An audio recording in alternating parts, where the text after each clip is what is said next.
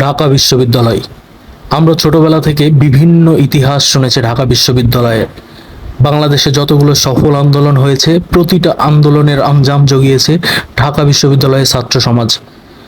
যখন বাংলাদেশের ইতিহাসে সবচেয়ে ন্যাক্কারজনক ঘটনা চালিয়ে যাচ্ছে বাংলাদেশ সরকার, 2009 থেকে 2024 সাল পর্যন্ত বাংলাদেশের ইতিহাসে সব থেকে খারাপ সময় কাটাচ্ছিল বাংলাদেশের মানুষ, আর শাসন করছিল বাংলাদেশ আওয়ামী লীগ।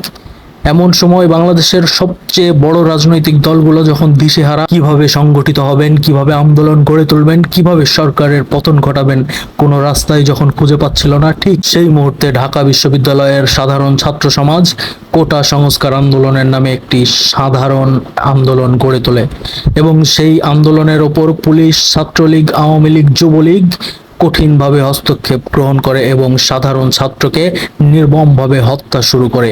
আর এই আন্দোলন সারা বাংলাদেশের প্রতিটা শিক্ষা প্রতিষ্ঠানে ছড়িয়ে পড়ে এবং এই আন্দোলনকে বন্ধ করে দেওয়ার জন্য, এই আন্দোলনকে নষ্ট করার জন্য বাংলাদেশের কুখ্যাত সন্ত্রাসী সংগঠন ছাত্রলীগকে লেলিয়ে দেয় বাংলাদেশ সরকার।